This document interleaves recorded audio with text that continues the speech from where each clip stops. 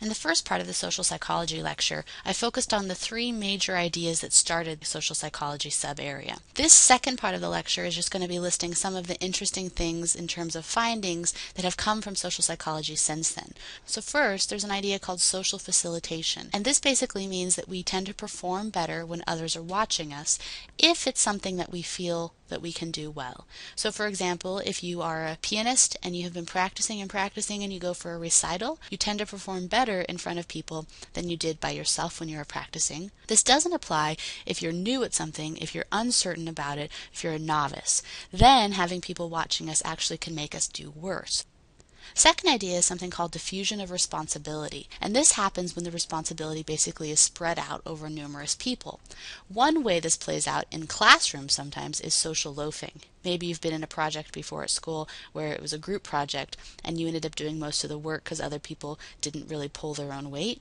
That's because when we're in social situations, we tend to put in less effort. And when we're working in groups, we tend to put in less effort. The picture on the left is of a tug-of-war because this is how this was tested. They had a special rope that had a sensor for how much effort or pressure a person was putting on the rope, and when they pitted one person versus one person and had them tug-of-war, there was a much higher level of input on that rope than when there was a six-person versus six-person situation like we see here.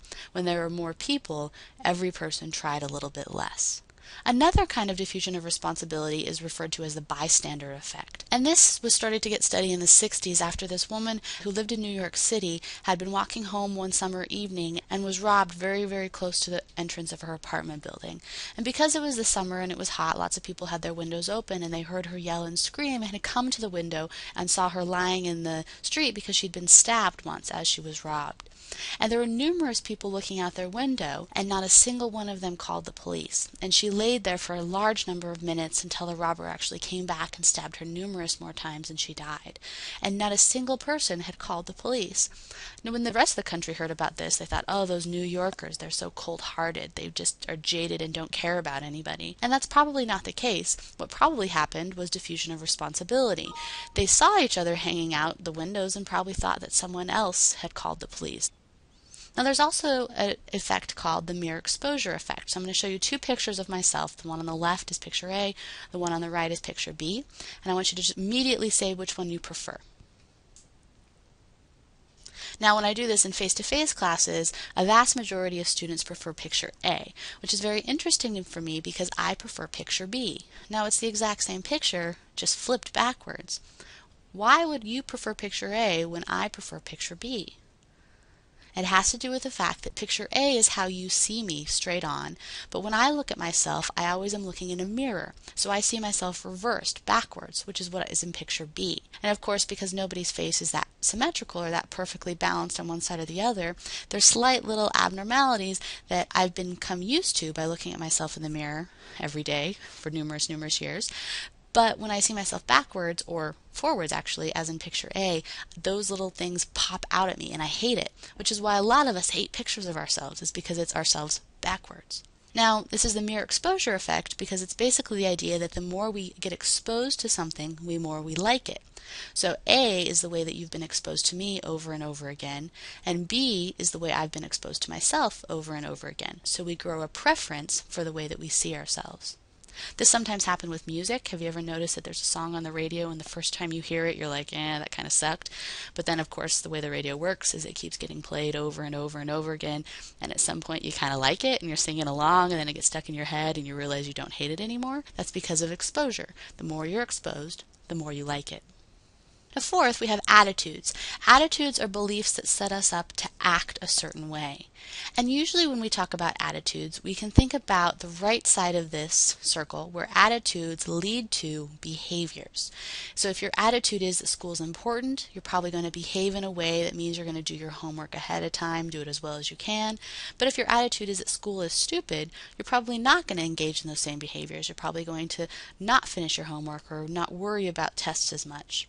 But it is also the case that behaviors can actually cause attitudes. And this is a little bit less intuitive, but this is what social psychology is all about. How can our actions or the situation lead us to think or feel something differently? There's a couple examples of this. The first is the foot in the door technique. In the foot in the door technique, basically what happens is if you can ask for something little and then something bigger down the road, you're more likely to get it than if you just ask for that big thing straight up. So around election time, researchers went out with these really big signs for certain candidates and knocked on doors and asked, could we put this in your yard to help support our candidate? And the sign that they started with was a really big one, like a 3-foot by 4-foot sign.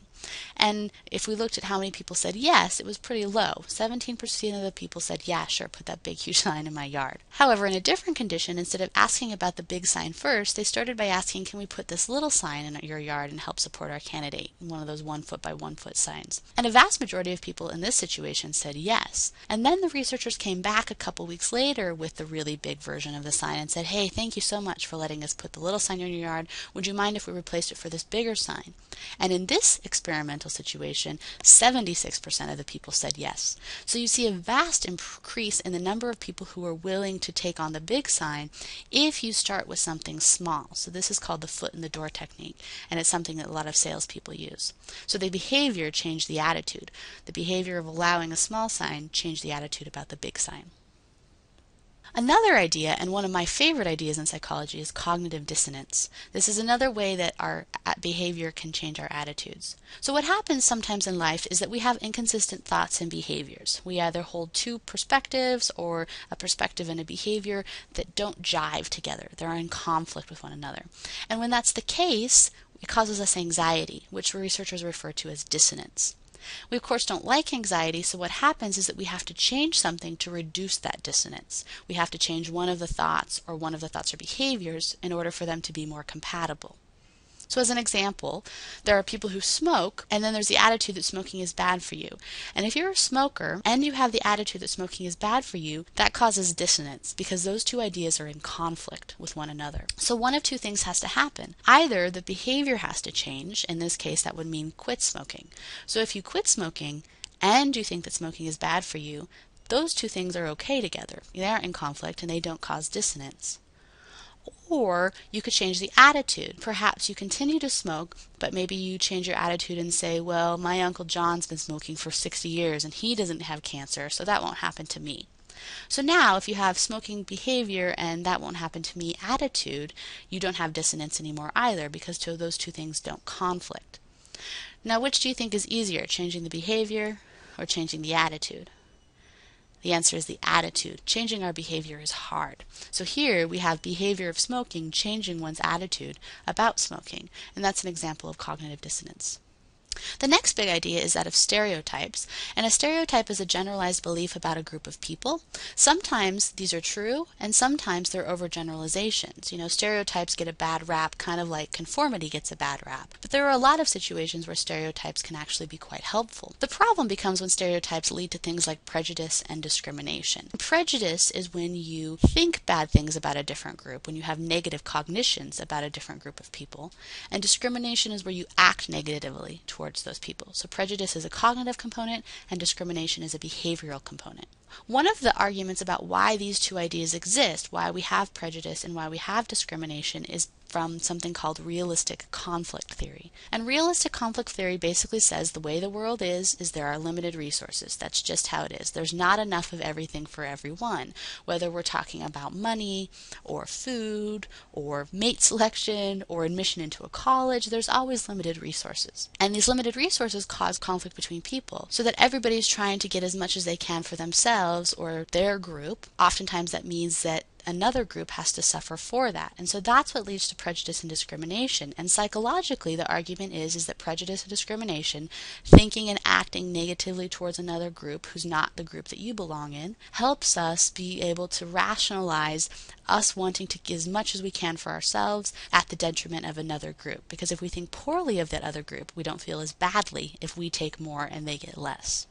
So the final idea then is aggression. And just interestingly, this graph shows the amount of murders and rapes in Houston based on temperature. And you can see that it really starts to spike when you get close to about 90 degrees, which is really fascinating that when we get hot, we tend to be more aggressive. But that's not really the point here. The point is something called the frustration-aggression principle. Basically, this says that the reason that aggression happens is because we all have goals, and sometimes those goals get blocked. And when we get our goals blocked, when we can't get whatever it is that we want, that leads to frustration. And when we have frustration, that's what leads to aggression.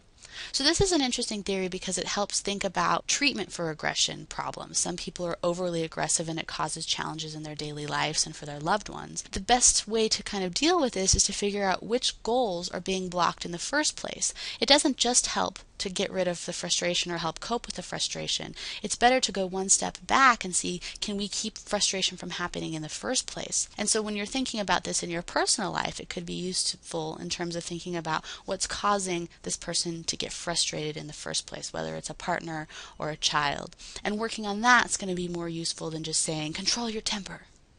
Another kind of aggression in the media is pornography. And the vast majority of pornography, of course, is consumed by men, and that's simply having to do with sexuality. Male sexuality is based on visual stimulation much more than female sexuality is. Female sexuality is based a lot more on emotion. So for that reason, most pornography is consumed by men. And the research on pornography has been both correlational and experimental. And the first findings I'm going to show are from correlation. So remember, we can't say the word causation. But the last one is an experiment, and so there we can say causation. So this is pornography even if it's non-violent pornography. One of the things that happens is men who watch more pornography perceive their partner as being less attractive, which can cause problems in the relationship or for the partner's self-esteem. People who watch larger amounts of pornography tend to interpret women's friendliness as more sexual. So a woman simply saying hi is perceived as more of a sexual come-on for men who watch pornography than for men who don't watch pornography or who watch less. And then additionally, it increases men's perspective that it's okay to engage in punitive behavior towards women. Men who watch more pornography are more likely to get angry at a woman if she does something that he doesn't approve of, or yell at her, or punish her in some way. And then the final one, it makes sexual aggression seem less serious. So this is the experiment. And what they did here is they took a group of men and randomly assigned them into one of two conditions. In one condition, they asked them to watch a short amount of pornography once a week for 4 weeks. And in the other condition, they had them watch something that wasn't pornography once a week for 4 weeks. And then afterwards, they had all the men read a current case from the media about a man who had raped a woman and had been found guilty and was going to be put up for sentencing. What they asked is, how long do you think this man should go to prison for? And the men who would watch the pornography gave the man a significantly less long sentence than the men who had not, which seemed to indicate that the men who had watched the pornography had perceived the violent act towards the woman as less serious, thereby incurring less of a penalty.